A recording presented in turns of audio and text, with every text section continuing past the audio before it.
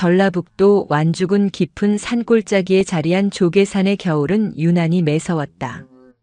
허리춤까지 차오르는 눈이 한 번 내리면 속세와는 그대로 단절되어 버리는 곳. 그 깊은 침묵 속에 천년 고찰 무심사가 있었다. 무심사의 새벽은 쨍하게 얼어붙은 공기를 가르는 도량석 소리로 시작된다. 하지만 이 절의 진정한 아침은 조실 스님이신 해묵 대선사가 방문을 열고 나오는 순간부터였다. 칠순을 훌쩍 넘긴 노스님은 무려 30년째 입을 굳게 다문 채 묵언 수행 중이었다. 필요한 것은 오직 눈빛과 손짓으로만 전했다.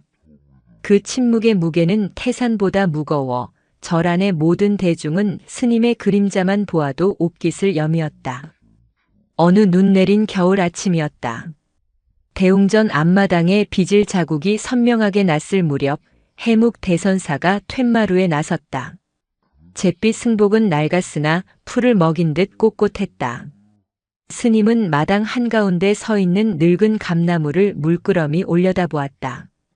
감나무 꼭대기에는 까치밥으로 남겨둔 홍시 하나가 붉은 보석처럼 위태롭게 매달려 있었다. 해묵 스님이 천천히 오른손을 들어 올렸다. 검지와 중지를 곧게 펴 감나무 쪽을 가리켰다. 그리고는 손가락을 다시 굽혀 자신의 입 쪽으로 가져갔다.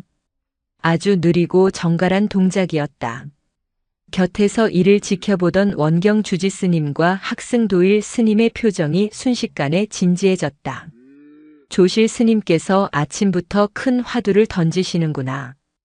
원경 스님이 낮은 목소리로 은조렸다. 온화한 성품의 그는 늘 스님의 동작 하나하나에서 깊은 가르침을 찾으려 애썼다. 저 손짓은 필시. 높이 매달린 깨달음의 열매를 따서 중생에게 베풀라는 자비의 표현이 아닐는지요. 옆에 서 있던 도일 스님이 안경을 고쳤으며 반박했다. 그는 경전 공부에 매진하는 원칙주의자였다. 주지 스님, 제가 보기엔 다릅니다. 저 감나무는 앙상한 가지를 드러내고 있지 않습니까? 곧 공을 의미합니다. 손가락으로 가리키신 건 실체를 보라는 것이고 입으로 가져가신 건 그 공 사상을 완전히 체득하여 삼키라는, 즉 아상을 버리라는 준엄한 꾸짖음입니다. 두 스님의 해석이 엇갈리며 마당에 팽팽한 긴장감이 감돌았다. 주변에 있던 다른 젊은 스님들도 각자 머리를 굴리며 대선사의 의중을 파악하려 애썼다. 선문답 같은 침묵의 시간이 길어질수록 해묵 스님의 미간에는 아주 미세한 주름이 잡혔다. 답답하다는 뜻이었다. 그때였다. 요사체 부엌 쪽에서 작은 그림자 하나가 다다다 달려나왔다. 회색 손바지를 입고 털모자를 쓴 5살 배기 동자승 진성이었다. 할아버지 스님. 진성은 해묵 대선사를 보자마자 해맑게 웃으며 품으로 파고들었다. 엄격한 도일 스님은 어허 조실 스님께 무례하게 하며 호통을 치려 했지만 해묵 스님은 손을 들어 제지했다. 진성은 해묵 스님의 손가락과 감나무를 번갈아 보더니 무릎을 탁 치며 소리쳤다. 아, 알았다. 할아버지 스님, 저거 곶감 달라는 거죠? 저 꼭대기에 있는 홍시는 너무 높아서 못 따니까 어제 공양 간 보살님이 처마 밑에 숨겨둔 곶감 그거 달라는 거잖아요. 맞죠? 순간 마당에 정적이 흘렀다. 도일 스님의 얼굴이 불그락푸르락해졌다. 감히 대선사의 심오한 수신호를 먹을 것에 비유하다니. 진성아, 이 무슨 망발이냐? 조실 스님의 깊은 뜻을 얻지. 하지만 해묵 대선사의 반응은 놀라웠다. 굳게 다물었던 인매가 부드럽게 풀리더니 고개를 천천히 끄덕인 것이다. 그러고는 진성의 머리를 쓰다듬으며 눈가에 따뜻한 웃음기를 띄었다. 원경 주지 스님은 멍하니 그 광경을 바라보다가 허탈한 웃음을 터뜨렸다. 허허, 우리가 너무 어렵게만 생각했구나. 그래, 등잔 밑이 어둡다더니. 진성이 내 말이 맞았어.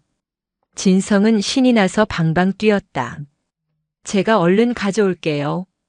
보살님이 할아버지 스님 드린다고 제일 예쁜 걸로 숨겨놨단 말이에요. 진성이 콩콩거리며 뛰어가는 뒷모습을 보며 원경 스님은 무릎을 쳤다. 30년 묵언 수행의 가장 완벽한 이해자가 5살 아이일 줄이야.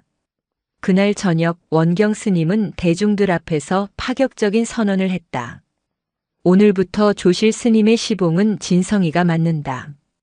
이 아이가 조실 스님의 유일한 통역사가 될 것이다. 무심사에 새로운 바람이 불기 시작한 순간이었다. 가장 작고 어린 통역사의 탄생이었다. 하지만 도일 스님만은 여전히 못마땅한 표정으로 경전 책장을 거칠게 넘기고 있었다. 이것은 앞으로 일어날 수많은 소동의 시작일 뿐이었다. 진성이 해묵 대선사의 공식적인 통역사가 된 후 무심사에는 묘한 활기가 돌기 시작했다.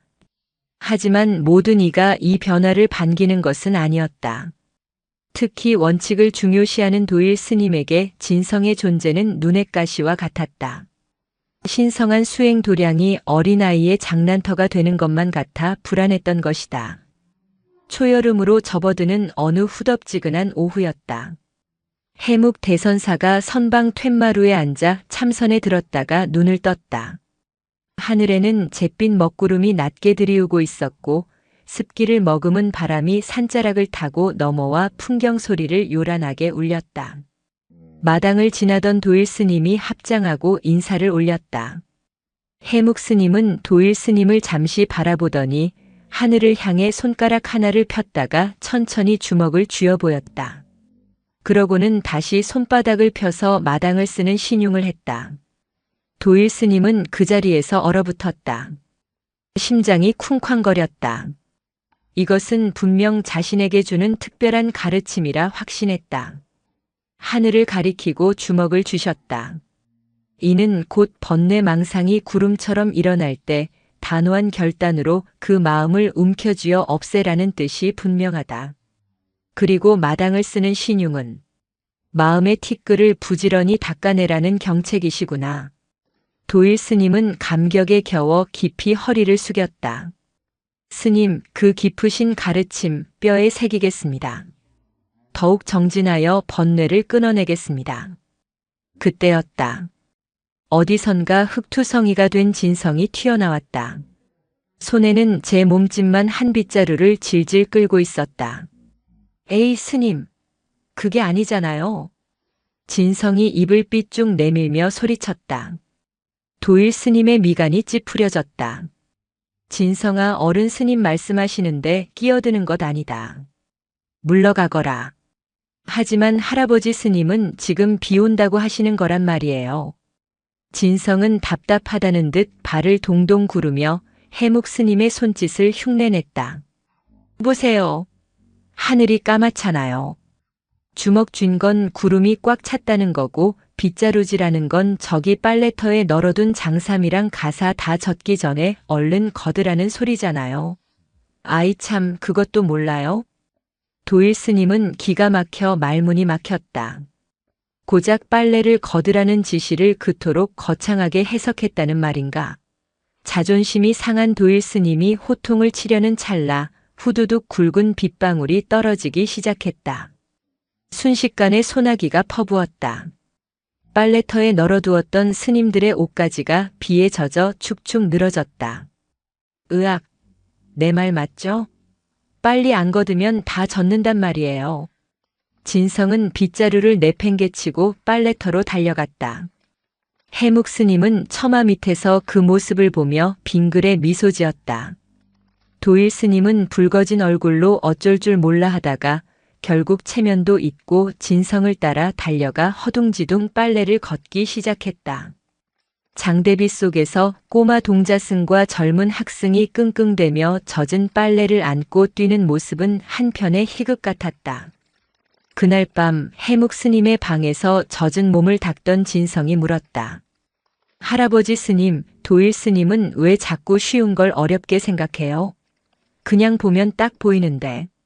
해묵 스님은 말없이 진성의 작은 손을 잡고 손바닥에 글씨를 썼다. 마음심. 그리고는 그 위에 다시 손가락으로 덧그렸다. 복잡하게 얽힌 실타래 같은 그림이었다. 어른들의 마음은 너무 많은 생각으로 꼬여 있어 오히려 눈앞의 진실을 보지 못한다는 뜻이었다. 진성은 갸우뚱하더니 대답했다. 어른들은 참 피곤하게 사나 봐요. 저는 그냥 배고프면 밥 먹고 졸리면 자고 할아버지 스님이 손짓하면 그거 하는 게 제일 좋은데. 해묵 스님은 소리 없이 파한대소했다. 30년 묵언 수행의 깊은 주름 사이로 아이 같은 천진함이 번졌다. 창밖에는 비가 그치고 구름 사이로 맑은 달빛이 비치고 있었다. 장마가 한바탕 휩쓸고 간 조계산은 그야말로 초록의 왕국이었다. 짙은 녹음은 햇빛 한 줄기조차 비집고 들어오기 어려울 만큼 빽빽했고 공기 중에는 흙냄새와 젖은 이끼 냄새가 진동했다. 매미들은 세상이 떠나가라 울어댔고 가만히 서 있기만 해도 등줄기에 땀이 흘러내리는 한여름의 한복판이었다. 무심사의 일상도 이글거리는 태양만큼이나 뜨겁게 흘러갔다. 진성이 해묵 대선사의 입이 된 이후 절간의 풍경은 사뭇 달라져 있었다. 이전에는 해묵 스님의 손짓 하나에 온 대중이 숨을 죽이고 그 의중을 헤아리려 머리를 싸맸다면 이제는 그럴 필요가 없었다. 할아버지 스님 더우시죠? 저기 툇마루 그늘에 앉고 싶으시구나. 아니에요. 지금은 물 드시고 싶대요. 저기 용왕각 앞에 있는 석간수. 그게 제일 차갑다고 하셨어요. 진성의 해석은 즉각적이고 단순했다. 어른 스님들이 만물의 근원인 물을 찾으시는구나 혹은 용왕각을 가리키시니 불법의 수호를 생각하시는구나 하고 골몰할 때 진성은 그저 목마르다는 가장 원초적인 신호를 읽어냈다. 그리고 해묵 스님은 언제나 그 말이 맞다는 듯 진성이 떠다준 차가운 물을 달게 마시곤 했다. 이런 풍경을 가장 못마땅하게 지켜보는 이는 역시 도일 스님이었다. 그의 눈에 해묵 대선사의 묵언 수행은 도를 향한 치열한 구도 그 자체여야 했다. 그런데 5살 동자승의 수다스러운 해석이 끼어들면서 그 숭고한 침묵이 물 달라 곶감 달라는 일상의 사소함으로 격화되는 것 같아 견딜 수가 없었다. 원경 스님, 저래도 괜찮은 것입니까? 조실 스님의 숭고한 묵언이 일개 동자승의 철없는 재롱거리가 되고 있습니다. 대중의 기강이 해이해질까 두렵습니다. 도일 스님이 참다 못해 주지 스님인 원경에게 따져 물었다. 원경 스님은 뜨거운 햇볕 아래 땀을 뻘뻘 흘리며 텃밭에 잡초를 뽑다 말고 허리를 폈다. 허허, 도일 스님. 그렇게만 볼 일이 아닙니다. 조실 스님께서 30년 만에 가장 편안해 보이시는 것을 모르시겠습니까? 어쩌면 우리가 경전 속 글자에 갇혀 스님의 저 단순함을 잊고 살았던 것인지도 모르지요. 하지만 주지 스님, 불법의 도리는 그리 간단치 않습니다. 저 아이는 도일 스님이 무어라 더 말을 이어가려 할 때였다. 야옹, 야옹. 어디선가 아주 가늘고 애처로운 소리가 들려왔다. 소리는 요사체 뒤편 장작을 쌓아둔 장작더미 근처에서 나는 듯 했다. 한낮의 열기에 지쳐 잠시 그늘에서 쉬고 있던 진성이 벌떡 일어났다. 작은 귀가 쫑긋 섰다. 누가 울지? 진성은 소리를 따라 장작더미 뒤편으로 달려갔다. 그곳은 후미지고 습한 곳이라 스님들의 발길이 잘 닿지 않는 곳이었다. 아가, 어디 있니? 왜 울어?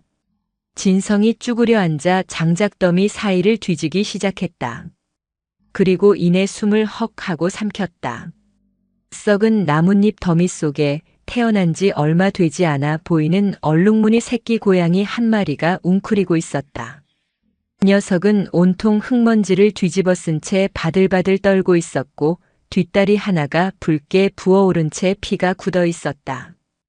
아마도 족제비나 삭 같은 산짐승에게 물린 모양이었다. 아이고, 아팠겠다. 진성의 큰 눈에 순식간에 눈물이 그렁그렁 맺혔다.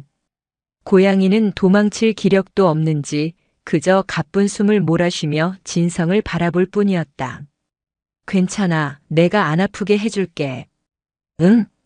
진성은 조심스럽게 고양이를 들어 올리려다 고양이가 고통스러운 듯 비명을 지르자 황급히 손을 뗐다. 목이 마를 거야. 배도 고플 거고. 진성은 뒤도 돌아보지 않고 공양간으로 뛰어갔다. 보살님, 보살님, 물 좀 주세요. 마침 공양주 보살은 저녁 공양을 준비하느라 거대한 가마솥과 씨름 중이었다. 아이고 진성 스님, 이 더운데 어딜 그리 뛰어다니십니까? 물은 저기 물독에 있습니다. 바가지로 떠드세요. 진성은 커다란 물독으로 달려갔다. 하지만 제 키보다 높은 물독에서 바가지로 물을 떠 그것을 다시 장작더미까지 가져갈 자신이 없었다. 물은 바닥에 다 쏟아질 것이 뻔했다. 안 되는데. 그릇이 있어야 하는데. 진성의 눈이 다급하게 주변을 훑었다. 그리고 시선이 한 곳에 꽂혔다. 방금 점심 공양을 마치고 깨끗이 씻어 선반 위에 올려둔 자신의 작은 나무 밥그릇, 바로였다. 진성은 스님이 된 첫날 원경 스님에게 배운 것을 똑똑히 기억했다. 진성아, 이 바로는 스님의 목숨과도 같은 것이다. 부처님께 공양을 올리고 중생의 시주를 받는 가장 성스러운 그릇이지. 절대 함부로 다루거나 다른 용도로 써서는 아니 된다. 진성은 잠시 망설였다. 바로를 더럽히면 원경 스님은 물론이고 특히 도일 스님에게 크게 혼이 날 것이다. 야옹, 엥. 그때 고양이의 울음소리가 다시 한번 절박하게 들려왔다. 그 소리는 진성의 망설임을 한순간에 날려버렸다. 진성은 까치발을 들어 자신의 바로를 집어들었다. 그리고는 물독에서 맑은 물을 반쯤 채웠다. 다시 장작더미로 달려간 진성은 고양이 앞에 조심스럽게 바로를 내려놓았다. 고양이는 한참을 망설이더니 조심스럽게 다가와 그릇에 담긴 물을 핥기 시작했다. 그래, 많이 먹어. 물 먹고 기운 내야지. 진성은 그것만으로는 부족하다고 생각했다. 배도 고플 텐데. 진성은 다시 공양간으로 달려갔다. 마침 공양주 보살이 감자를 찌고 있었다. 진성은 김이 모락모락 나는 감자 하나를 몰래 집으려다 뜨거워서 소리를 질렀다. 아야, 뜨거. 어머나. 진성 스님 왜 그러십니까? 배고프세요? 공양주 보살이 놀라서 돌아보았다. 진성은 얼른 손을 등 뒤로 감추며 말했다. 아니요. 그냥 구경한 거예요. 진성은 다시 바로가 있는 곳으로 돌아왔다. 고양이는 물을 다 마시고 조금 기운을 차린 듯 진성을 물끄러미 바라보고 있었다. 밥을 줘야 하는데. 내 밥이라도 줘야겠다. 진성은 결심했다. 저녁 공양 때 죽이 나오면 먹지 않고 몰래 가져와서 이 바로에 담아 고양이에게 주리라. 바로는 이미 물을 담아 더러워졌으니 이왕 더러워진 김에 밥도 담아주면 될 것이라고 아주 단순하게 생각했다. 진성이 자신의 바로를 품에 안고 일어서는 순간이었다. 지금 내가 감히 무얼 한 것이냐. 얼음장처럼 차가운 목소리가 등 뒤에서 들려왔다. 진성이 천천히 고개를 돌리자 그곳에는 경전 한 권을 든 도일 스님이 녹이 어린 표정으로 서 있었다. 도일 스님은 장작더미 뒤편에서 벌어진 모든 광경을 지켜보고 있었다. 그는 진성이 자신의 신성한 바로에 물을 담아 부정한 축생에게 먹이는 그 순간을 믿을 수 없다는 듯 바라보고 있었다. 진성, 너는 그것이 무슨 그릇인지 알고도 이리 행동하는 것이냐? 도일 스님의 호통에 진성은 몸을 움츠렸다. 스님, 그게 얘가 목이 마르다고.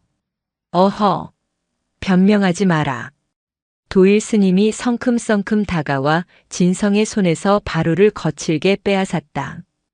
그릇에 남아있던 몇 방울의 물이 진성의 옷자락에 튀었다. 이것은 부처님의 법을 담는 그릇이다. 스님의 청정한 수행을 상징하는 그릇이란 말이다. 그런데 감히 길짐승의 밥그릇으로 쓰다니. 이는 불법을 모독하는 행위이며 이 무심사 전체를 더럽히는 행위다. 아니에요. 그냥 물만 준 거예요. 얘가 너무 아파 보였단 말이에요. 진성이 울먹이며 항변했다. 하지만 도일 스님의 분노는 사그라들지 않았다. 시끄럽다. 모든 생명은 제 업보대로 사는 법. 내가 감상에 젖어 법도를 어지럽히는 것은 자비가 아니라 방종이다. 당장 이 부정한 그릇을 아궁이에 태워버려야 마땅하나. 도일 스님은 바루를 땅바닥에 내동댕이 치려다 가까스로 참았다. 너는 오늘 저녁 공양은 없다. 이 그릇을 들고 법당 앞에서 내가 한 짓이 얼마나 큰 잘못인지 해가 질 때까지 참회하여라. 원경 스님께도 내가 직접 말씀드릴 것이다. 싫어요. 잘못 안 했어요. 배고픈애 밥 주는 게 왜 잘못이에요? 진성이 눈물을 뚝뚝 흘리며 소리쳤다. 그 소리에 원경 스님과 공양주 보살 그리고 밭일을 하던 다른 스님들까지 무슨 일이냐며 몰려들었다. 이게 다 무슨 소란인가, 도일 스님? 원경 스님이 다급하게 물었다. 도일 스님은 기가 막히다는 표정으로 바루를 든 채 원경 스님을 보았다. 주지 스님 보십시오. 이 아이가 진성이가 감히 자신의 바루에 물을 담아 저 미물에게 먹였습니다. 제가 경고했음에도 잘못을 뉘우치기는커녕 도리어 큰 소리를 치고 있습니다. 이는 명백한 계율 위반입니다. 어찌 이런 자에게 조실 스님의 시봉을 맡길 수 있단 말입. 도일 스님의 격앙된 목소리가 갑자기 뚝 끊겼다. 모든 스님들의 시선이 도일 스님의 등 뒤로 향했다. 그곳에는 언제부터 서 있었는지 모를 해묵 대선사가 특유의 고요한 침묵 속에서 이 모든 소란을 지켜보고 있었다. 해묵 스님은 천천히 노쇠한 몸을 이끌고 무리 가운데로 걸어 들어왔다. 스님의 시선은 도일 스님의 손에 들린 빈 바루, 그리고 진성의 눈물범벅이 된 얼굴, 마지막으로 장작더미 아래서 다시금 가늘게 울기 시작하는 새끼 고양이에게로 차례차례 옮겨갔다. 마당에는 매미 소리만이 남아 스님들의 긴장된 침묵을 채우고 있었다. 해묵 대선사는 도일 스님 앞에 섰다. 그리고는 아주 느린 동작으로 손을 내밀었다. 스님은 도일 스님의 손에서 그 부정해진 바루를 조심스럽게 건네받았다. 그리고는 그 빈 그릇을 자신의 가슴 높이로 가만히 들어 올렸다. 모두가 숨을 죽였다. 해묵 스님이 과연 어떤 행동을 하실지, 혹은 30년의 침묵을 깨고 이 사태에 대해 어떤 말씀을 하실지 그 누구도 예측할 수 없었다.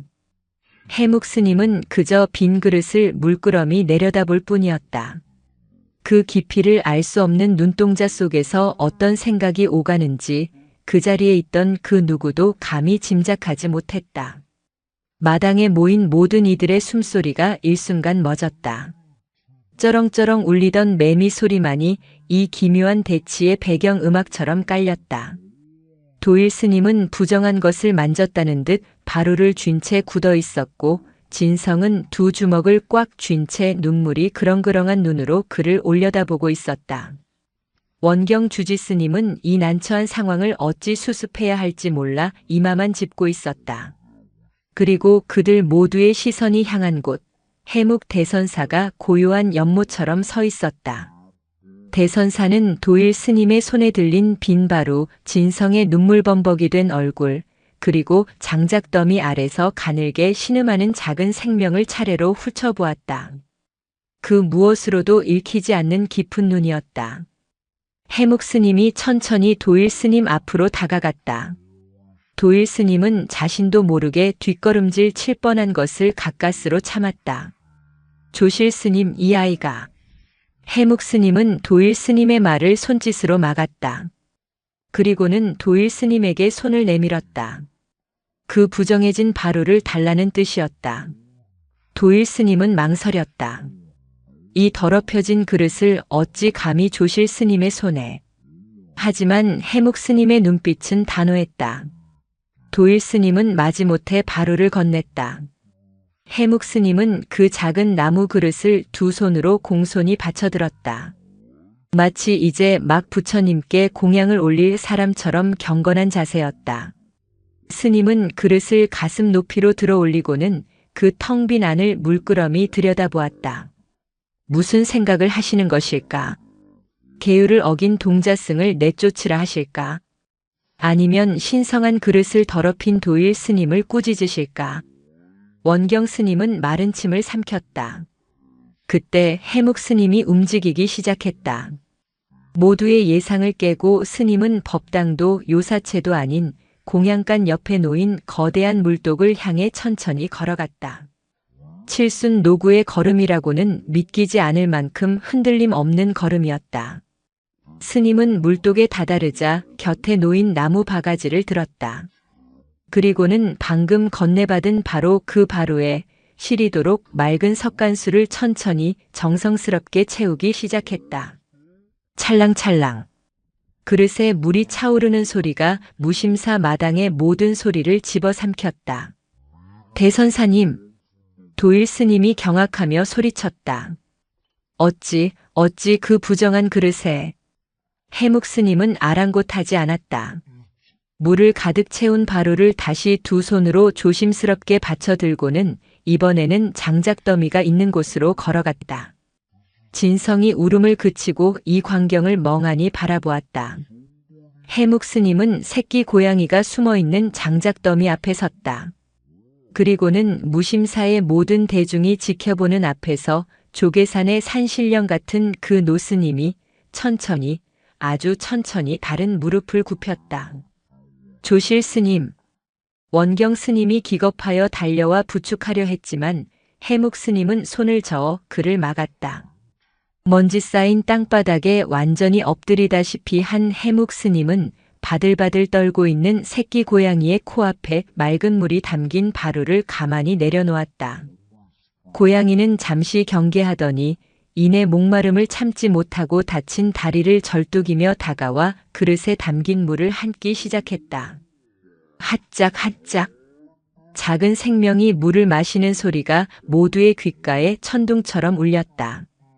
해묵 스님은 고양이가 물을 다 마실 때까지 쪼그려 앉아 그 모습을 지켜보았다. 그리고는 굽었던 허리를 천천히 펴고 일어섰다. 스님은 모여있는 대중을 향해 돌아섰다. 스님은 먼저 물을 마시고 기운을 차린 고양이를 손가락으로 가리켰다. 그리고는 눈물 자국이 얼룩덜룩한 진성이를 가리켰다. 마지막으로 그 손가락을 거두어 자신의 가슴 심장이 뛰는 곳을 가만히 짚었다. 이것이 무슨 뜻인가? 도일 스님은 얼굴이 하얗게 질린 채 고개를 저었다. 말도 안 됩니다. 저것은 궤변입니다. 그때 진성이가 훌쩍이는 목소리로 입을 열었다. 할아버지 스님이 말씀하셨어요. 모두의 시선이 진성이에게로 향했다. 저기, 저 아가가 마신 물이 진성이 마음이고 그게 할아버지 스님 마음이랑 똑같다고 하셨어요. 네 이놈, 감히 또 조실 스님의 뜻을 왜곡하느냐. 도일 스님이 분노로 몸을 떨며 소리쳤다. 살아있는 생명을 구한 것이 어찌 왜곡이란 말인가. 이번에는 원경 스님이 도일 스님을 향해 엄한 목소리를 냈다. 하지만 도일 스님은 물러서지 않았다. 주지 스님, 저것은 자비가 아니라 방종입니다. 계율이 무너지면 불법의 근간이 흔들립니다. 저 아이는 지금 경전의 가르침을 정면으로. 해묵 스님은 격앙된 도일 스님에게로 천천히 걸어갔다. 그리고는 도일 스님이 경전처럼 소중하게 옆구리에 끼고 있던 두꺼운 책, 율장을 가리켰다. 도일 스님이 의아해하는 사이 해묵 스님은 도일 스님의 손에서 그 책을 부드럽게 빼앗아 들었다. 그리고는 조금 전 고양이가 물을 마시고 텅 비어버린 흙먼지가 묻은 그 바루를 다른 손에 들었다. 해묵 스님은 두 손을 나란히 들어 올렸다. 한 손에는 수천 년의 가르침과 계율이 담긴 무거운 경전. 그리고 다른 한 손에는 방금 작은 생명을 살리고 텅 비어버린 가벼운 나무 그릇, 스님은 먼저 경전이 들린 손을 보며 고개를 세차게 가로저었다. 그리고는 빈 바루가 들린 손을 보며 아주 천천히 깊게 고개를 끄덕였다. 그 어떤 천마디 말보다도 무거운 판결이었다. 원경 주지 스님의 눈에서 뜨거운 눈물이 흘러내렸다. 그는 해묵 스님의 뜻을 완벽하게 알아들었다. 조실 스님께서는 저 도일 스님이 든 경전의 수만 가지 글자보다 지금 당장 텅 비어 생명을 살린 저 하나의 그릇이 더 큰 불법이며 더 깊은 가르침이라 하시는 것입니다. 도일 스님의 손에서 힘이 풀렸다. 그가 평생을 바쳐 쌓아 올린 논리와 원칙의 탑이 텅 빈 밥그릇 하나에 무너져 내리는 순간이었다. 그는 차마 고개를 들지 못하고 바닥만 내려다보았다. 해묵 스님은 진성이에게 다가갔다. 그리고는 쪼그려 앉아 진성이의 눈물 젖은 얼굴을 닦아주었다. 스님은 진성이의 배를 통통 두드리고는 다시 고양이를 가리켰다. 진성이가 울음을 뚝 그치고 환하게 웃었다. 아, 맞다. 할아버지 스님도 제 배고픈 거 아셨구나. 맞죠? 제 밥 줘야 해요. 얼른 공양간 가서 밥 얻어올게요. 해묵 스님은 대답 대신 진성이의 머리를 쓰다듬어 주었다. 진성이는 싱싱 소리가 나게 공양간으로 달려갔다. 해묵 스님은 그 모습을 흐뭇하게 바라보다가 아무 일도 없었다는 듯 천천히 자신의 거처인 조실땅으로 몸을 돌렸다. 홀로 남은 도일 스님은 땅바닥에 떨어진 자신의 그림자를 보며 태산 같은 치욕감에 주먹을 부르르 떨었다. 틀렸다. 저 아이는 요물이다. 조실 스님의 숭고한 법을 더럽히고 있다. 저 순진한 얼굴에 모두가 속고 있는 것이다. 내가 반드시 바로 잡아야 한다. 도일 스님의 가슴 속에 자비심 대신 차가운 오기가 불타오르기 시작했다. 바로 사건 이후 무심사에는 한동안 평화가 찾아온 듯 했다. 적어도 겉보기에는 그러했다. 진성이가 구해준 새끼 고양이는 얼룩이라는 이름을 얻고 무심사의 마스코트가 되었다.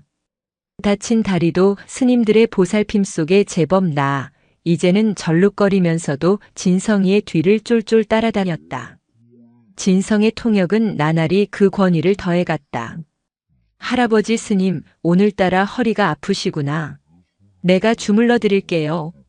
주지 스님. 조실 스님께서 오늘 저녁 공양은 누룽지가 드시고 싶으시답니다. 해묵 스님은 진성이의 해석에 언제나 만족스러운 미소로 화답했다.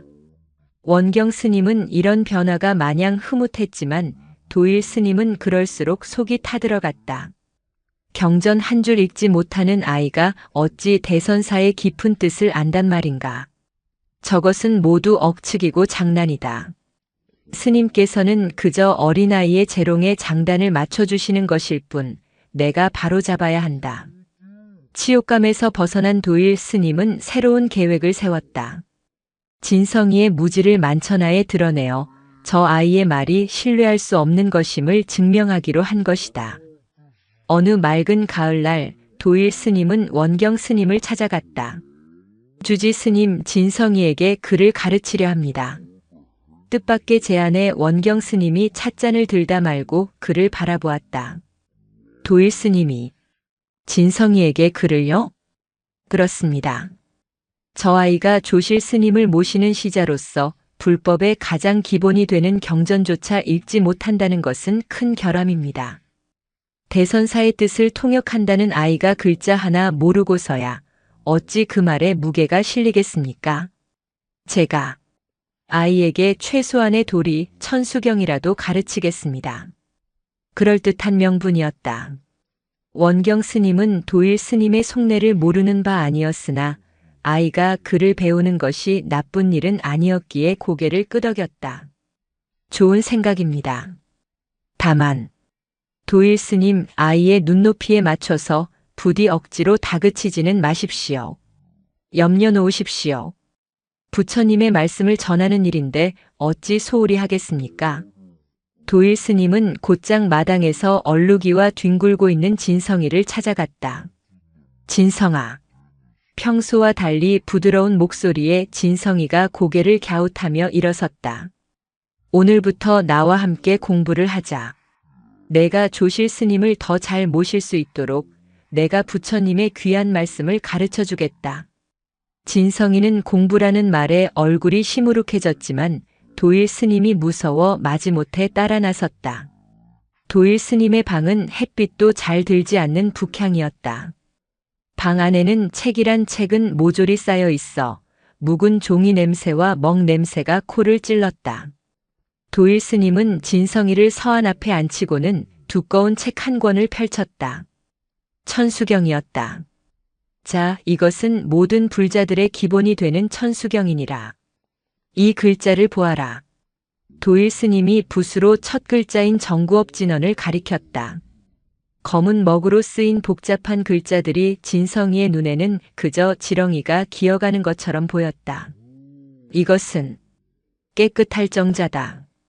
입으로 지은 업을 깨끗이 한다는 뜻이지. 따라 해보아라. 정, 저, 이응. 진성이는 개미 기어가는 소리로 따라했다. 목소리가 그것뿐이냐? 다시. 정, 정. 진성이가 깜짝 놀라 소리쳤다. 도일 스님은 만족스러운 듯 고개를 끄덕이며 다음 글자로 넘어갔다. 이것은 수리수리 마하수리. 1시간이 지났을까? 진성이는 온몸이 비틀어지고 좀이 쑤셔 견딜 수가 없었다. 알아듣지도 못하는 말들이 귀에서 뱅뱅 맴돌았다. 꾸벅꾸벅 졸기 시작한 진성이의 머리를 도일 스님이 회초리로 가볍게 탁 때렸다. 정신 차려라. 이 신성한 가르침 앞에서 감히 졸다니. 진성이가 울상을 지으며 고개를 들었다. 그때였다. 뻐꾹, 뻐꾹. 창밖 소나무에 앉은 뻐꾹이 한 마리가 청한 소리로 울기 시작했다. 진성이의 눈이 저절로 창밖으로 향했다. 진성아, 어디를 보는 것이냐? 이 글자를 보라고 했다. 도일 스님이 다시 한번 회초리를 들었다. 진성이가 얼른 책으로 고개를 돌렸지만 귀는 온통 뻐꾸기 소리에 팔려 있었다. 스님. 진성이가 조심스럽게 입을 열었다. 이놈, 공부 중에는 잡담을 하는 것이 아니다. 아니 스님, 저기, 저 새소리 들려요? 도일 스님은 어이가 없었다. 시끄럽다. 웬 새소리냐? 어서 글자나 보아라. 사방오방 내외 제신. 이 부분은 스님, 저 뻐꾸기가요. 아까부터 저쪽 소나무에서 엄청 신나게 울어요. 진성이의 얼굴이 해맑아졌다. 저건요, 지금 배부르다고 자랑하는 소리예요. 아까 공양간 보살님이 밥 남은 거 저기다 뿌려줬거든요. 그거 다 먹고 기분 좋아서 우는 거예요. 도일 스님은 기가 막혀 말문이 막혔다. 참. 새가 우는 것이지 배가 부른지 기분이 좋은지 내가 어찌 안단 말이냐. 다 내 망상이다. 쓸데없는 소리 말고 어서 글자에 집중해라. 아니에요. 진짜예요. 어제는 저기서 엄청 슬프게 울었어요. 비가 막 오려고 하는데 둥지에 있던 아기 새가 떨어졌거든요. 그때는 소리가 달랐어요. 진성이는 책상에서 벌떡 일어나 창가로 달려갔다. 스님, 저는요. 이 까만 글자는 하나도 모르겠어요. 봐도 지렁이 같고 무슨 뜻인지 하나도 모르겠어요. 진성이가 창밖을 가리키며 도일 스님을 돌아보았다. 하지만요. 저는 저 뻐꾸기가 왜 우는지는 알아요. 바람이 저렇게 불면 비가 올 거라는 것도 알고요. 얼룩이가 밥 먹기 싫어할 땐 어디가 아픈 건지도 알아요. 진성이의 맑은 눈이 도일 스님을 똑바로 향했다. 그 눈에는 조금의 두려움도 망설임도 없었다. 스님은 이 어렵고 까만 글자는 다 아시잖아요. 그런데 스님은 왜 할아버지 스님 손짓은 하나도 모르세요? 곶감 달라는 것도 모르고 비 온다고 빨래 거드라는 것도 모르셨잖아요.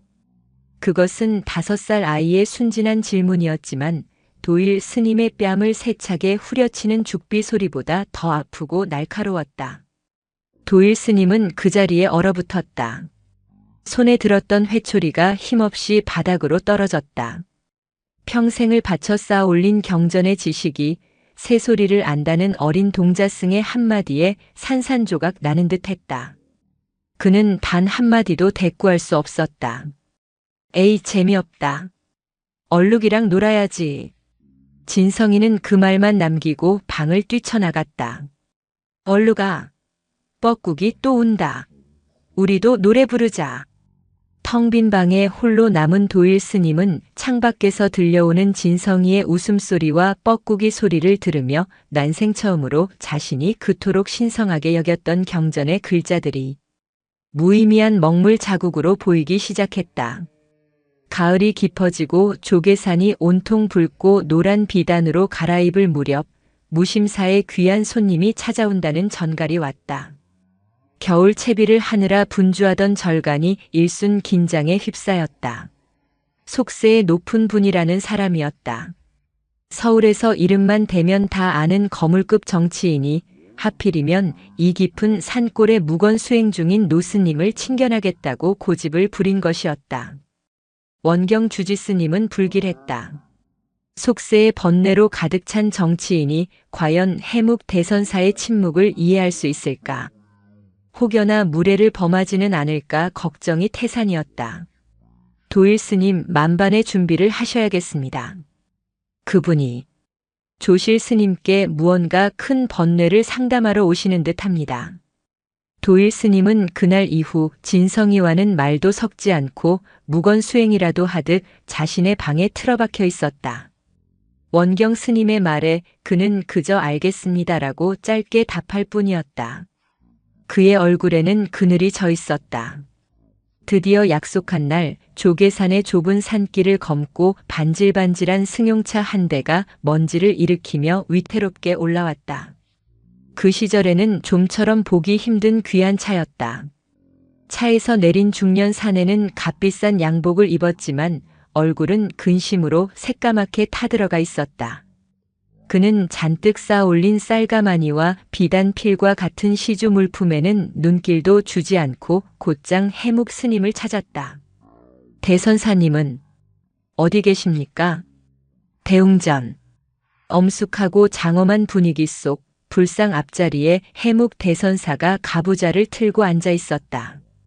그 곁에는 긴장한 표정이 역력한 진성이가 작은 몸을 잔뜩 웅크리고 앉아 있었다.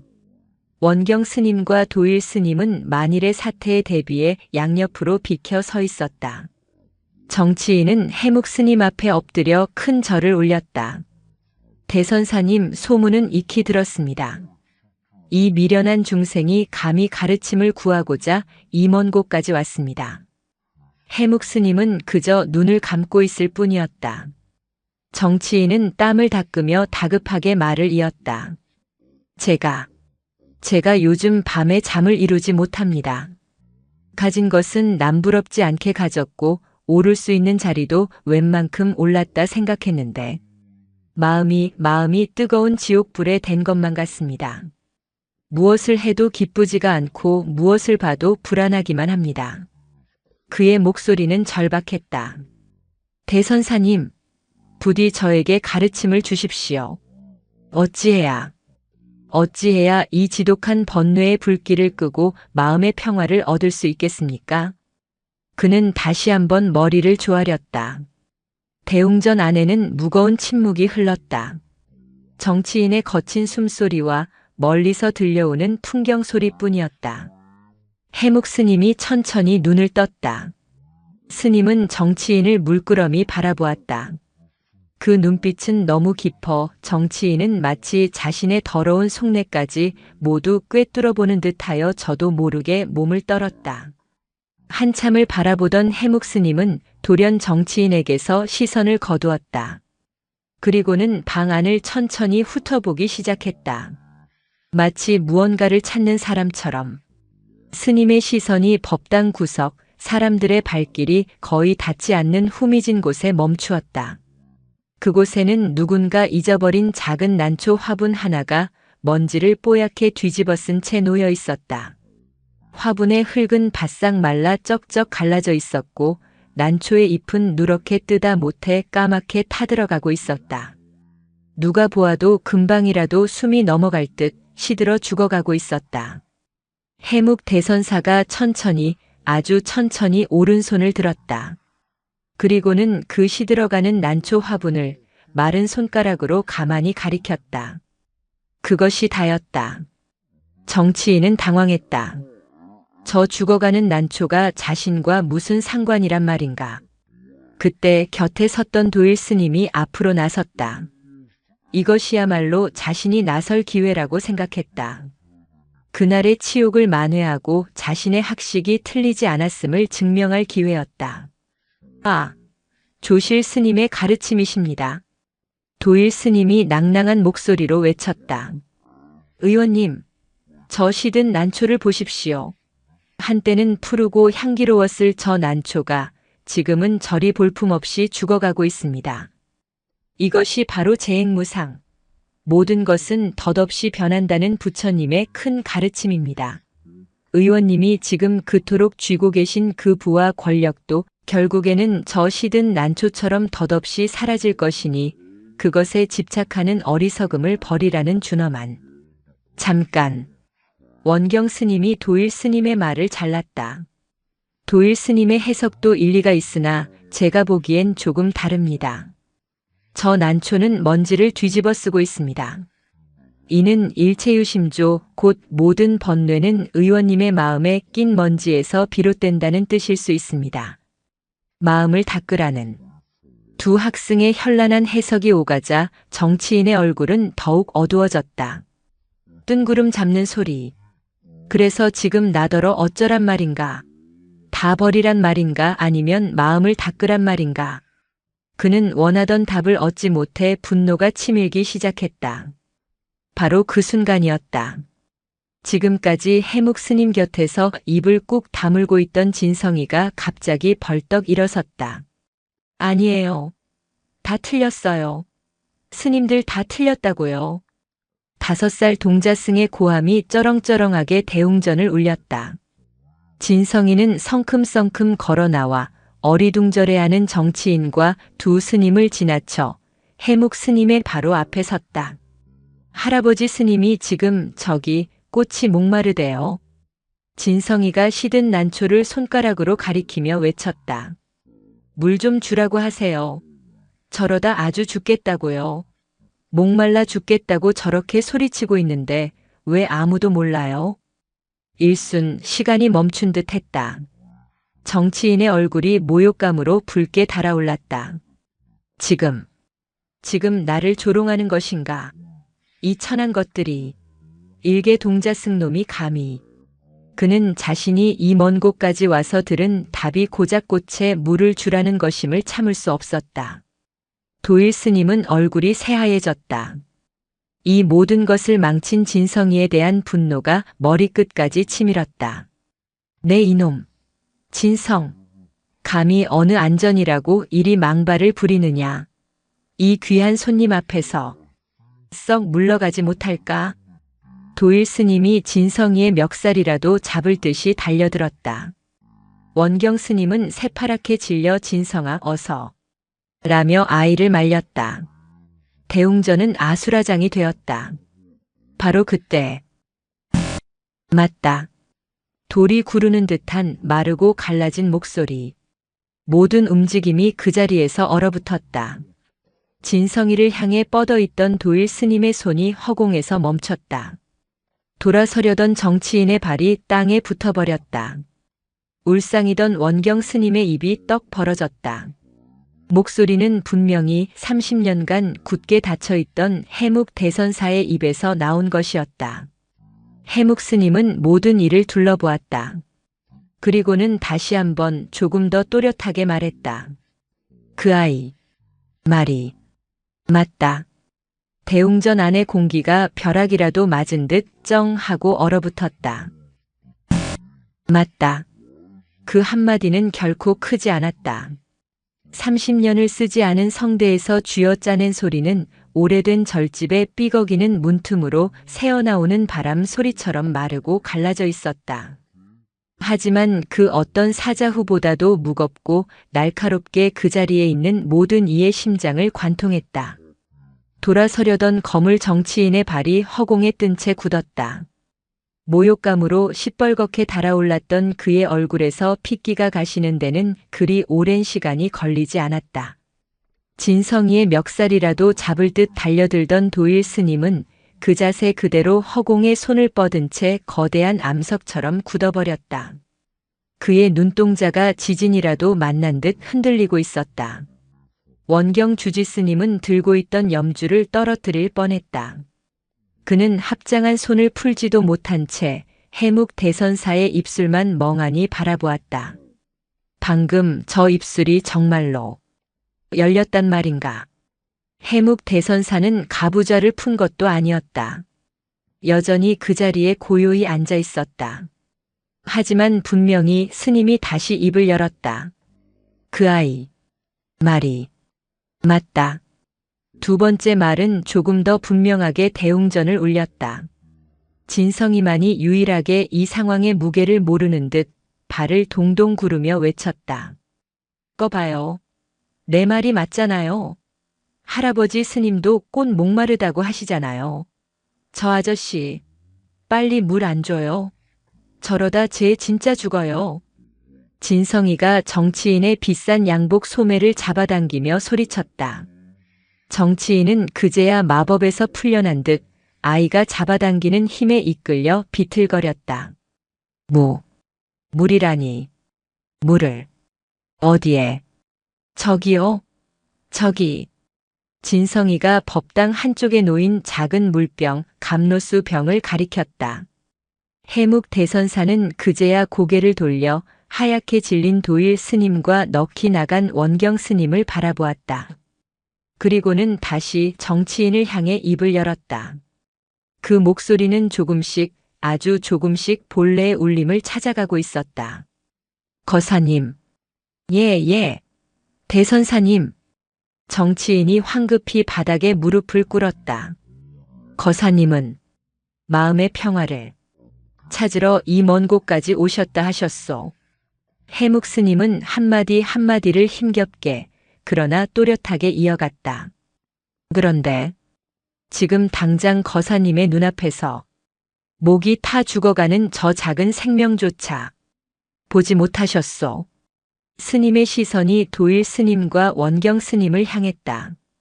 저기 배운 스님들은 저 죽어가는 꽃을 보고 뜬구름 잡는 덧없음을 말하고 마음을 말하였소. 허나 저것은 덧없음이 아니라 그저 목마름이요. 경전 속의 가르침이 아니라 지금 당장 필요한 물이었소. 해묵 스님의 목소리가 대웅전에 닫힌 공기를 흔들었다. 마음의 평화란 그런 것이요. 스님이 다시 정치인을 바라보았다. 거사님이 그토록 찾아 헤매는 마음의 평화란 지금 당장 눈앞에 가장 작은 생명을 돌보는 일부터 시작하는 법입니다. 거창한 이치를 찾기 전에 저 시든 꽃 하나 살피지 못하는 마음으로 어찌 천하의 번뇌를 잠재우고 평화를 얻겠습니까? 지금 당장 물을 주시오. 저 꽃에게. 정치인은 더 이상 아무 말도 하지 못했다. 그는 갓난 아기처럼 네 발로 기어가다시피 하여 감로수 병을 집어들었다. 그의 손은 값비싼 시계의 무게를 감당하지 못하는 듯 사시나무처럼 떨리고 있었다. 그는 먼지가 뽀얗게 쌓인 난초 화분 앞에 엎드렸다. 그리고는 바싹 마른 흙 위로 물을 붓기 시작했다. 물이 흙 속으로 스며드는 소리가 그가 평생 들어온 그 어떤 아첨이나 찬사보다도 더 크게 그의 귓전을 때렸다. 물이 들어가자 흙먼지가 피어올랐고 그는 기침을 콜록였다. 그 순간 그의 어깨가 거칠게 들썩이기 시작했다. 그는 울고 있었다. 평생을 더 높은 곳, 더 많은 것을 얻기 위해 달려오느라 정작 발밑에 작은 생명 하나 돌보지 못했던 자신의 모습이 저 시든 난초와 겹쳐 보였기 때문이었다. 그의 번뇌는 거창한 것이 아니었다. 그저 목마름이었다. 인정에 목마르고 진심에 목마르고 위로에 목말랐던 것이다. 대선사님, 제가 잘못했습니다. 정치인의 통곡 소리가 대웅전을 가득 메웠다. 도일 스님은 그 자리에 서 있을 수가 없었다. 나는 무얼 한 것인가? 평생을 바쳐 읽은 경전의 수만 글자가 물이라는 저 단순한 한 글자 앞에서 산산이 부서졌다. 진성이의 순수한 눈이 그리고 해묵 스님의 30년 만의 첫마디가 자신이 평생 쌓아온 지식의 탑을 무너뜨렸다. 그는 비틀거리며 대웅전 문을 향해 뒷걸음질 쳤다. 도일 스님. 원경 스님이 그를 불렀지만 도일 스님은 뒤도 돌아보지 않고 대웅전을 뛰쳐나갔다. 마치 불이라도 난 듯 자신의 방을 향해 미친 듯이 달려갔다. 해묵 스님은 그 뒷모습을 말없이 지켜볼 뿐이었다. 한참을 통곡하던 정치인이 겨우 몸을 일으켰다. 그는 먼지와 눈물로 범벅이 된 얼굴로 해묵 스님께 다가와 말 그대로 엎드려 큰 절을 올렸다. 이마가 법당 바닥에 쿵쿵 찢는 소리가 났다. 대선사님 감사합니다. 감사합니다. 해묵 스님은 그저 고개를 끄덕일 뿐이었다. 정치인은 자신이 가져온 그 어떤 비단이나 쌀가마니보다도 더 귀한 것을 얻었다는 표정으로 산문을 나섰다.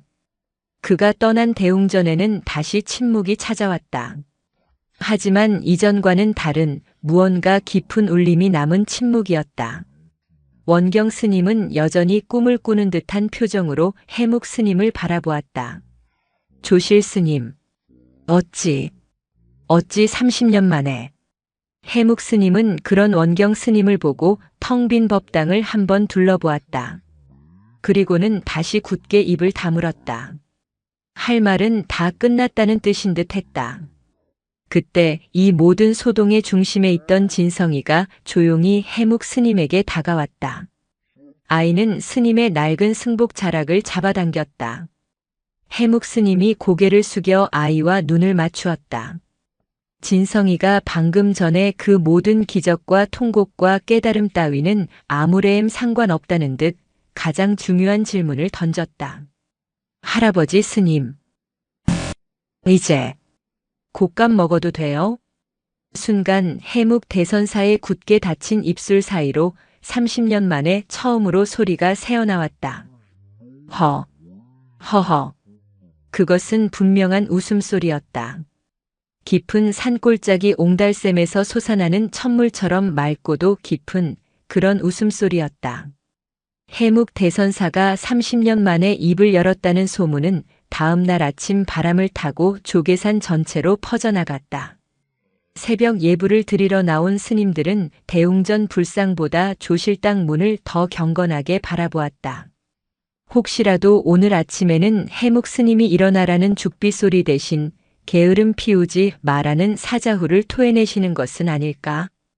공양간 보살들은 아침 죽을 쓰면서도 조실 스님께서 혹시 오늘 죽이 짜다고 말씀이라도 하실까봐 조마조마했다.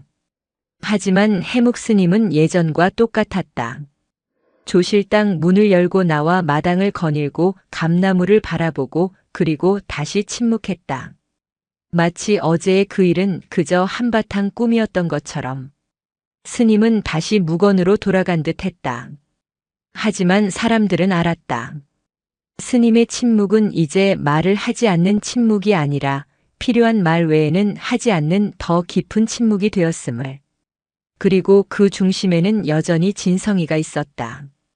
이제 진성이의 통역은 필요가 없어졌음에도 해묵 스님은 여전히 진성이하고만 대화를 나누었다. 스님이 손짓을 하면 진성이가 쪼르르 달려와 그 뜻을 알아차렸다. 할아버지 스님, 지금 저 다람쥐가 도토리 숨기는 거 보시죠? 저 녀석 진짜 욕심쟁이래요. 그러면 해묵 스님은 소리 없이 웃으며 고개를 끄덕였다. 무심사는 평화를 되찾은 듯 했다. 단 한 사람 도일 스님을 제외하고는. 도일 스님은 그날 대웅전을 뛰쳐나간 이후로 자신의 방에 틀어박혀 두문불출했다. 새벽 예불에도 아침 공양에도 심지어 스님들의 의무인 울력노동에도 나오지 않았다. 그는 자신의 방 사방이 책으로 둘러싸인 그 경전의 감옥에 스스로를 가뒀다. 원경 주지 스님이 보다 못해 직접 나섰다. 원경 스님은 끼니 때마다 밥을 날랐지만 도일 스님은 문도 열어주지 않았다. 그저 문틈으로 생각할 것이 있습니다. 물러가 주십시오라는 죽은 사람 같은 목소리만 새어나올 뿐이었다. 도일 스님, 이러다 몸 상하십니다. 어서 문을 여시지요.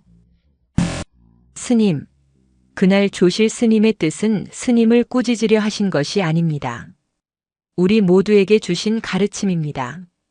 어서 나오셔서. 가르침이라 하셨습니까? 방 안에서 격앙된 목소리가 터져 나왔다. 제가 평생을 바쳐 읽은 것이 저 책들입니다. 주지 스님. 저것이 부처님의 말씀이고 진리라 믿었습니다. 그런데 그 모든 것이 고작 물 한 잔만도 못했다는 말입니까? 문이 쾅 하고 열렸다. 며칠 만에 모습을 드러낸 도일 스님은 말이 아니었다. 덥수룩하게 자란 수염, 퀭한 눈, 금방이라도 쓰러질 듯 비틀거리는 몸. 그는 자신의 방을 가득 채운 책들을 손가락으로 가리켰다. 저것이 다 무엇입니까?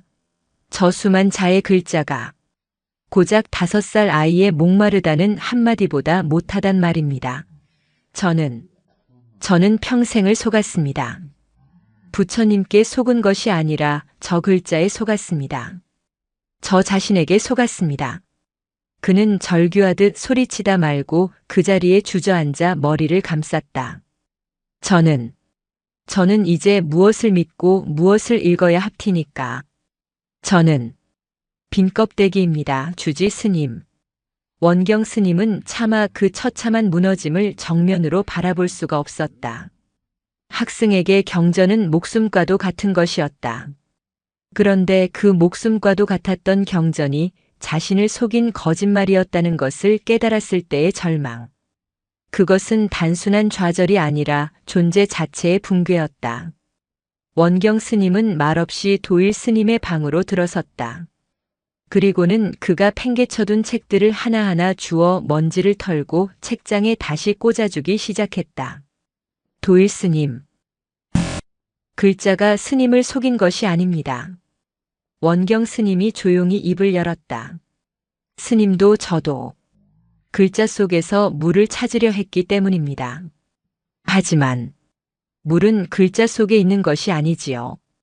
원경 스님은 창밖을 가리켰다. 창밖에서는 진성이가 얼룩이와 함께 볕을 쬐며 뒹굴고 있었다. 물은 그저 저기 목마른 곳에 있었습니다.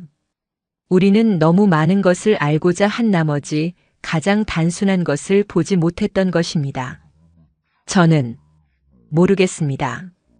저는 이제 아무것도 모르겠습니다. 도일 스님은 아이처럼 고개를 저었다. 원경 스님은 깊은 한숨을 내쉬었다. 이 상처는 약으로 고칠 수 있는 것이 아니었다.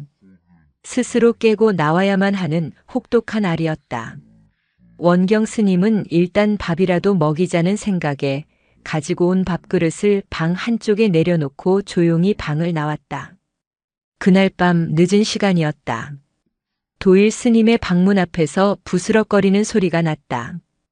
도일 스님은 어차피 원경 스님이 또 밥을 가져왔으려니 생각하고는 돌아가라는 듯 소리치려 했다. 누구십니까? 이 밤중에 제발 저를 좀. 스님. 문 밖에서 들려온 것은 원경 스님의 목소리가 아니었다. 스님, 저 진성이에요.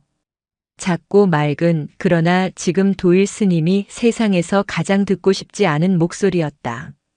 내 이놈. 썩 물러가지 못할까? 내가 감히 여길.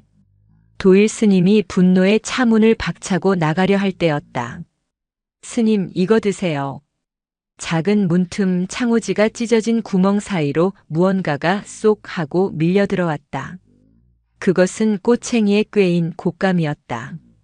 어둠 속에서도 달콤한 향기가 진하게 풍겨왔다. 이거 할아버지 스님이 오늘 져주신 건데. 스님 드릴게요.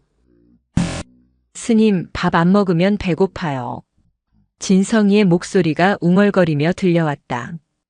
배고프면 화만 나요. 화나면 글자도 안 보이고 꽃이 목마른 것도 안 보여요. 도일 스님은 그 자리에 얼어붙었다. 배고프면 화만 난다. 화나면 꽃이 목마른 것도 안 보인다. 그것은 그 어떤 경전의 가르침보다도 더 직접적이고 더 아픈 진실이었다.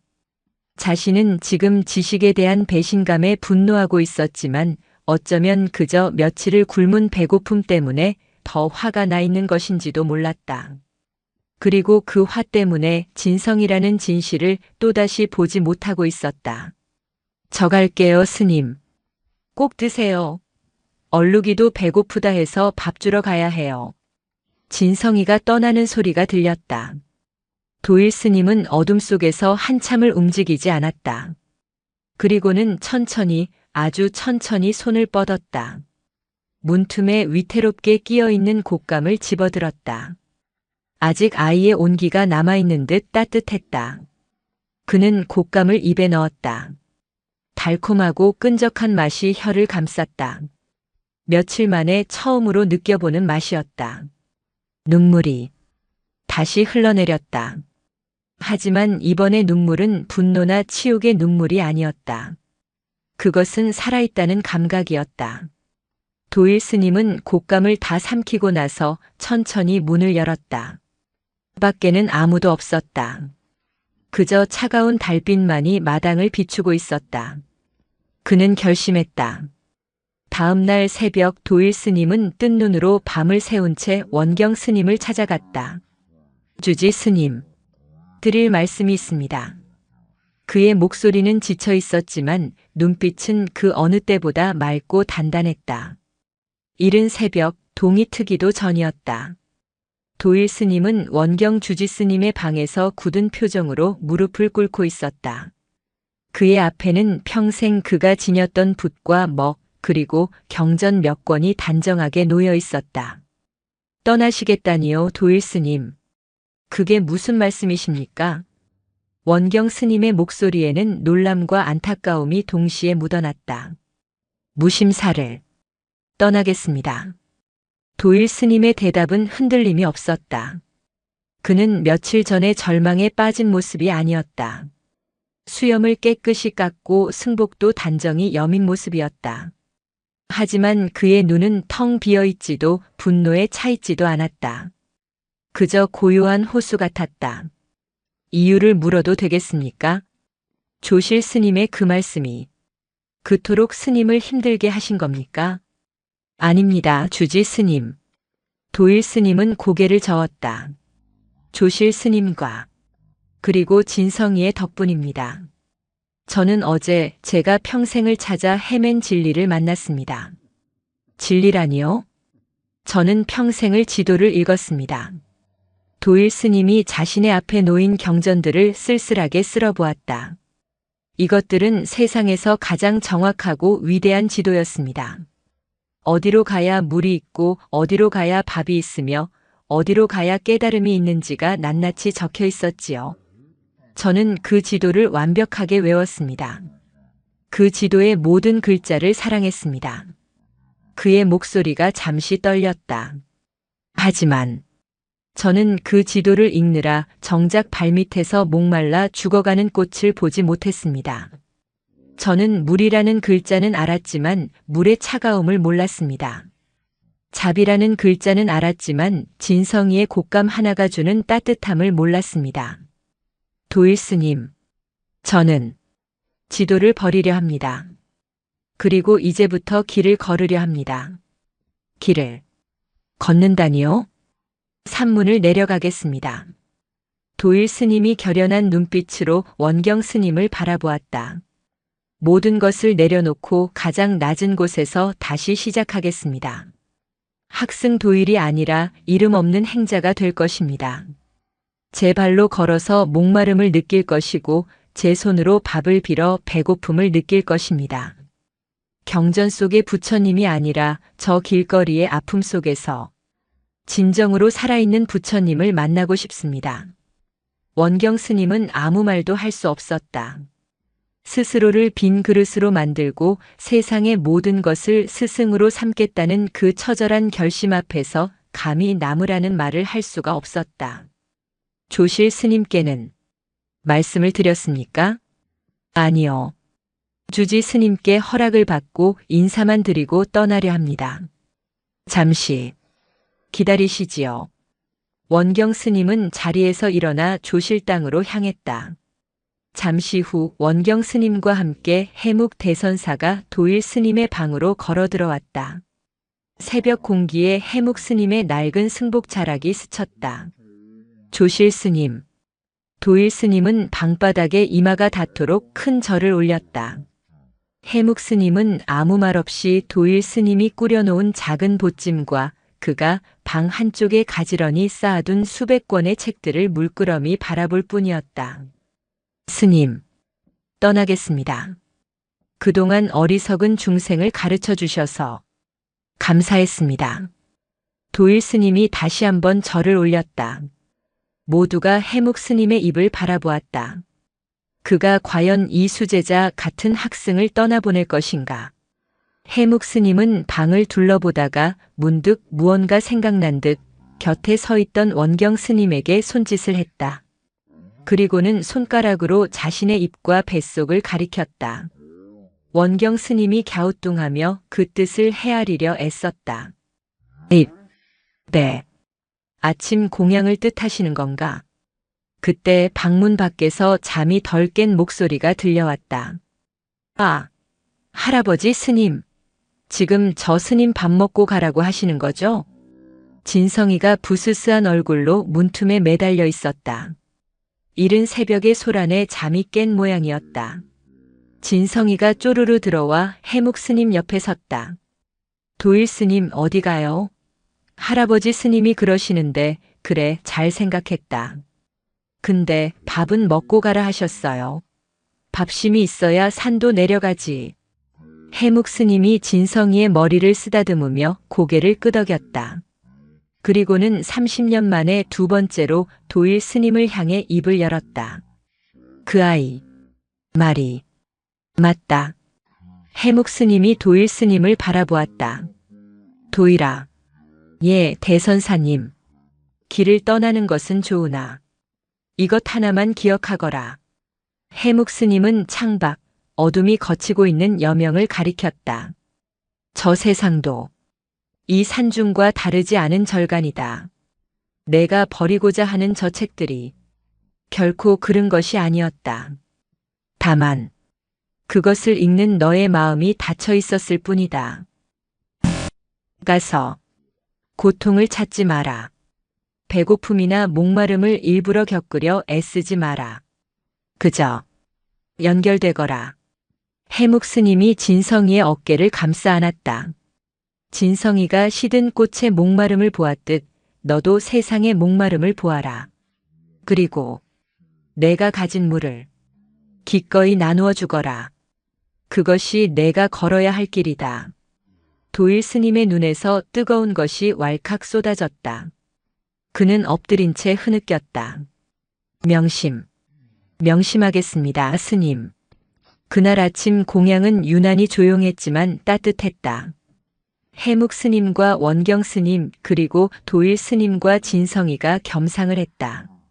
도일 스님은 평생 먹어본 밥 중에 가장 맛있는 밥을 먹었다. 공양이 끝나고 도일 스님은 단출한 보찜 하나만을 메고 산문 앞에 섰다. 무심사의 모든 스님들이 나와 그의 마지막을 배웅했다. 도일 스님은 해묵 대선사께 마지막 삼배를 올리고 원경 주지 스님과 깊게 포옹했다. 그리고 마지막으로 자신의 발치에서 얼룩이를 쓰다듬고 있는 진성이 앞에 섰다. 도일 스님은 거대한 몸을 숙여 진성이와 눈높이를 맞추었다. 진성 스님. 그가 처음으로 진성이를 스님이라 불렀다. 그동안 내가 많이 미워했지. 미안했다. 에이, 아니에요. 스님 맨날 화만 내서 내가 더 미워했는데요, 어머. 진성이가 툴툴거리자 도일 스님이 처음으로 환하게 웃었다. 이것 받아다오. 내가 나에게 준 곶감에 대한 내 보답이다. 도일 스님이 품에서 무언가를 꺼냈다. 그것은 그가 평생을 아끼던 손때 묻은 작은 목각 염주였다. 나는 이제 이것보다 더 귀한 것을 찾으러 간단다. 진성이는 염주가 뭔지도 모른 채 그저 예쁜 구슬 꿰미라 생각하고 신나게 받아들었다.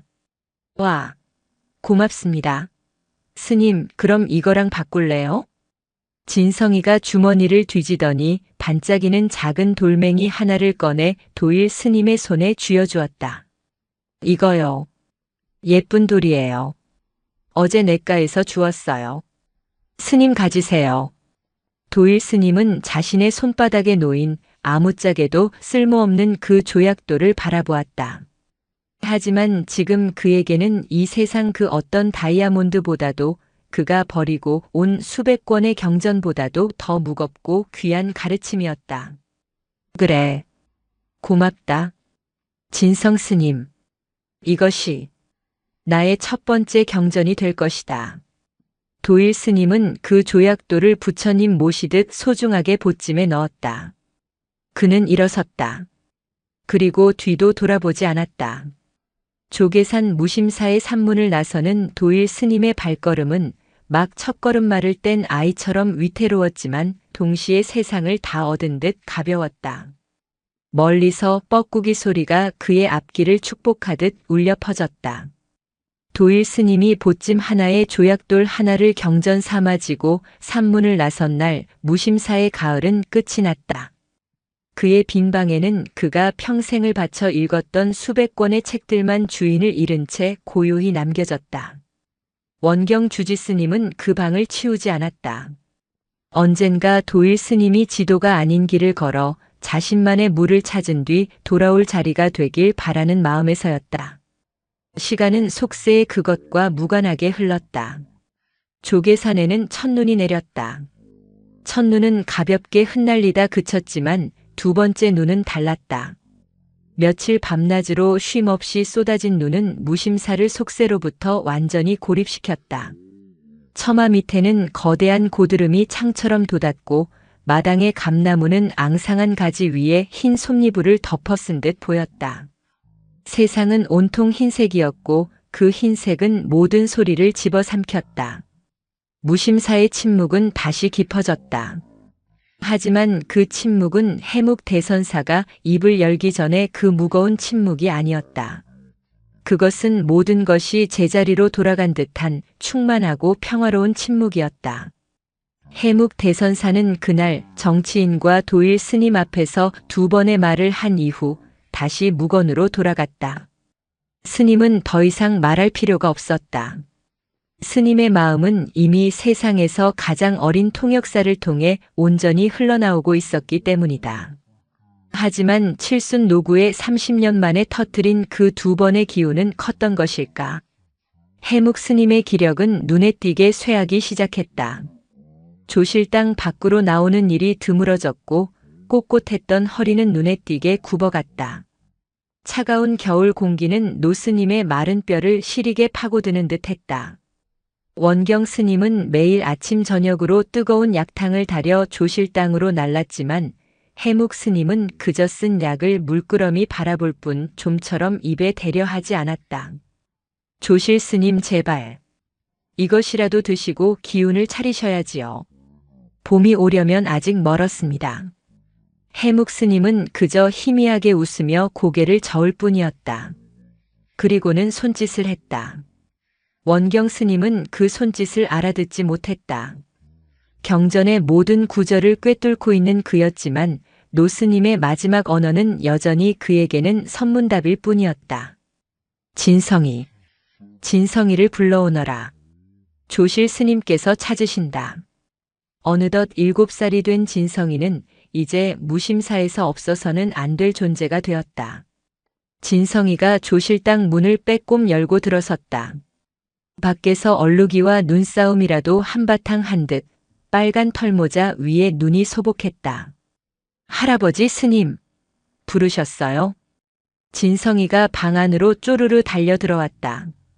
방 안은 군불을 뗐음에도 한기가 감돌았다. 해묵 스님은 두꺼운 솜니부를 어깨까지 덮고도 추운 듯 몸을 떨고 있었다. 할아버지 스님 추워요? 내가 불 더 떼게 할까요? 해묵 스님은 고개를 저었다. 그리고는 앙상한 손을 이불 밖으로 꺼내 창밖을 가리켰다. 진성이와 원경 스님의 시선이 스님의 손가락을 따라갔다. 창밖에는 쉼없이 내리는 눈을 배경으로 그 늙은 감나무가 서 있었다.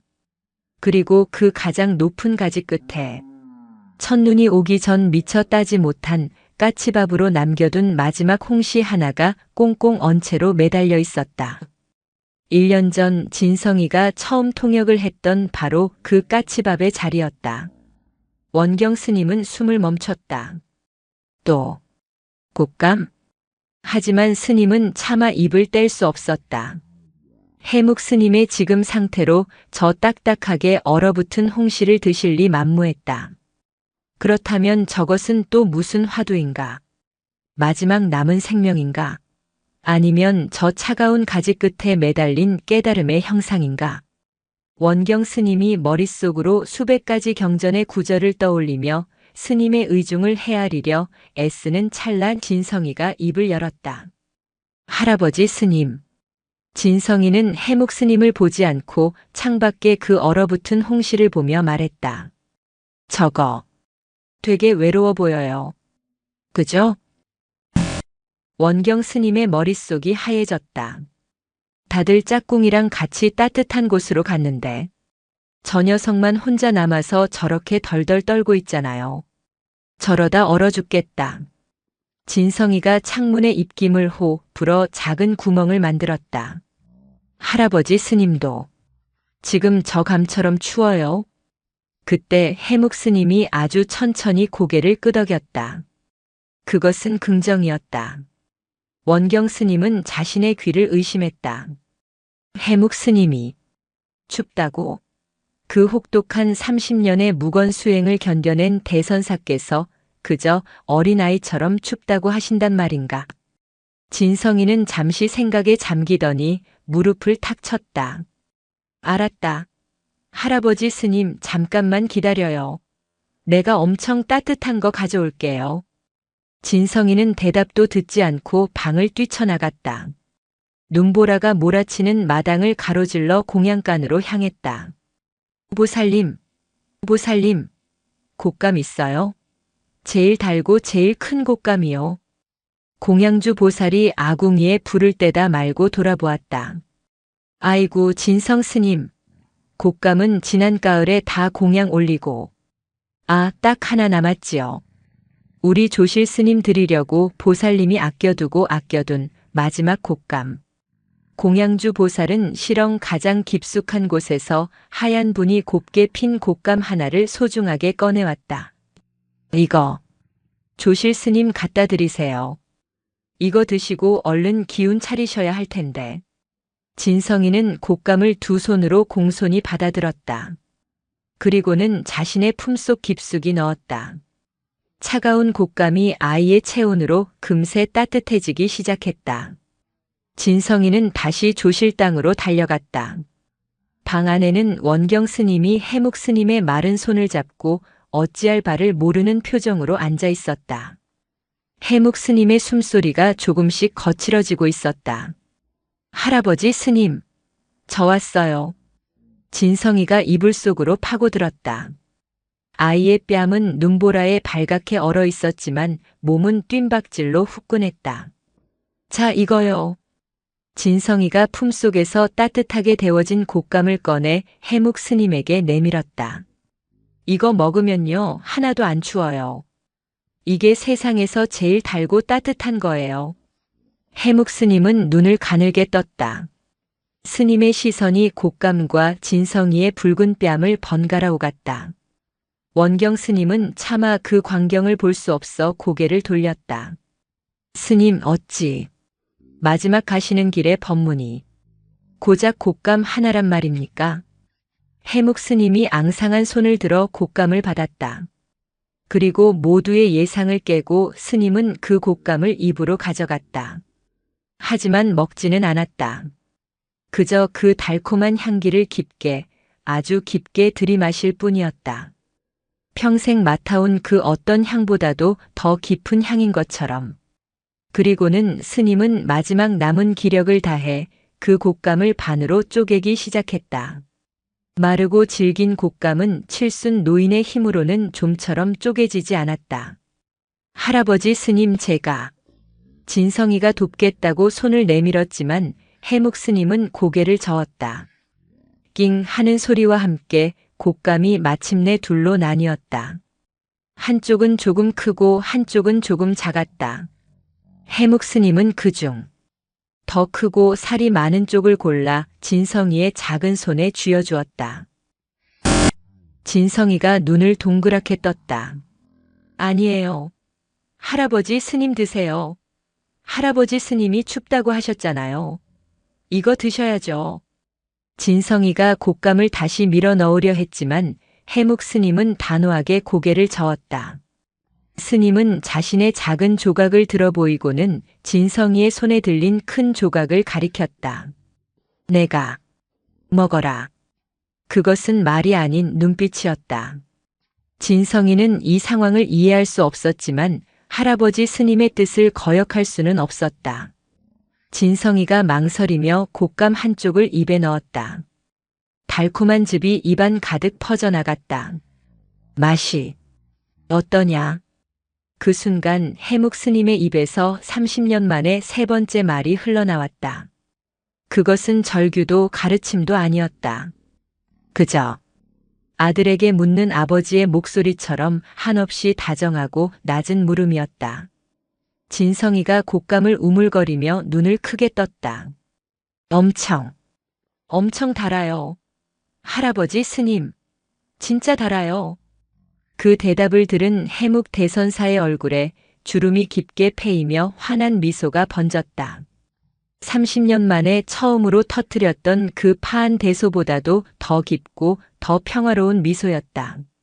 스님은 자신의 손에 들린 작은 곶감 조각을 마저 입에 넣지 못했다.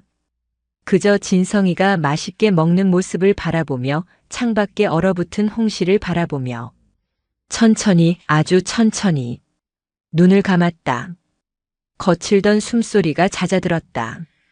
할아버지 스님? 주무세요? 진성이가 스님을 흔들었다. 이거 진짜 단데. 할아버지 스님도 얼른 드셔보세요. 응? 하지만 스님의 손에서 먹지 못한 작은 곶감 조각이 힘없이 이불 위로 떨어졌다. 방문 밖에서 이 모든 것을 지켜보던 원경 스님이 소리 없이 무릎을 꿇었다. 그의 눈에서 뜨거운 눈물이 쉼없이 흘러내렸다. 해묵 대선사가 열반에 든 것이다. 원경 스님은 통곡하고 싶었지만 그럴 수가 없었다. 방 안에는 해묵 스님의 마지막 미소가 온기처럼 남아 있었다. 원경 스님은 그제야 깨달았다. 해묵 대선사의 30년 묵언은 가르치기 위함이 아니었다. 말이라는 껍데기를 버리고 마음이라는 진실을 얻기 위한 처절한 수행이었음을. 그리고 오늘 그 모든 가르침을 저 곶감 한 조각에 담아 자신의 마음을 온전히 알아주었던 유일한 통역사 진성이에게 남기고 떠난 것이다. 가장 배고픈 이에게 밥을 주고 가장 목마른 이에게 물을 주며 가장 추워하는 이에게 따뜻한 곶감을 나누어 주는 것. 그것이 수만 권의 경전보다 30년의 묵언보다 더 큰 해묵 스님의 마지막 법문이었던 것이다. 진성이는 스님이 돌아가셨다는 것을 아직 알지 못했다. 그저 자신의 입안에 가득 찬 세상에서 가장 달콤한 곶감의 맛을 음미하고 있었다. 할아버지 스님. 진성이가 잠든 스님의 귓가에 속삭였다. 진짜 달다. 그죠? 방 안에는 대답 없는 대답이 곶감의 향기처럼 가득 찼다. 창밖에서는 눈이 그치고 구름 사이로 눈부신 겨울 햇살이 쏟아져 내렸다. 몇 년의 세월이 흐른 어느 따뜻한 봄날이었다. 무심사 마당은 여전했다. 진성이는 이제 훌쩍 자라 제법 소년의 태가 났다. 그는 도일 스님이 떠나기 전 그랬던 것처럼 마당을 쓸고 있었다. 그때 갓 들어온 듯한 어린 사미승 하나가 두꺼운 경전을 들고 쩔쩔매며 진성이에게 다가왔다. 진성 스님, 도무지 모르겠습니다. 이 일체유심조라는 것이 모든 것이 마음먹기에 달렸다는 뜻이라는데 그렇다면 저기 우는 뻐꾸기도 저기 핀 꽃도 다 제 마음이 지어낸 것이란 말입니까?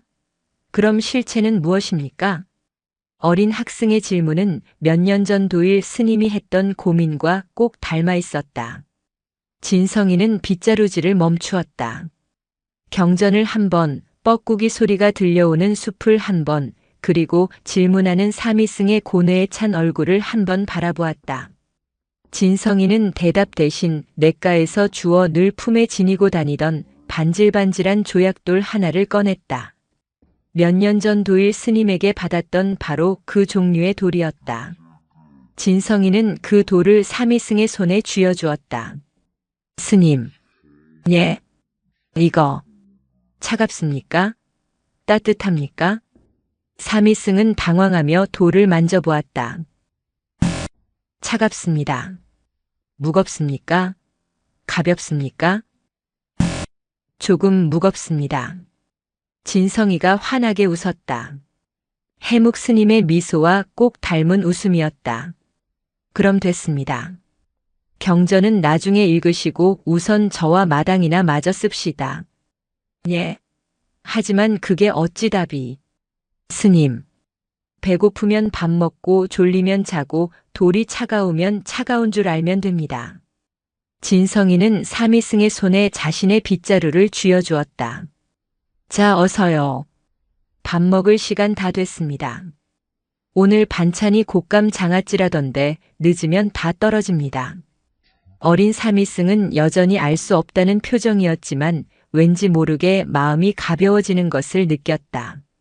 진성이는 조실당 툇마루에 앉아 꾸벅꾸벅 졸고 있는 늙은 고양이 얼룩이를 쓰다듬었다. 뻐꾹, 뻐꾹, 뻐꾹이 소리가 조개산 무심사를 가득 채우고 있었다. 가장 단순한 것이 가장 깊은 깨달음이었다.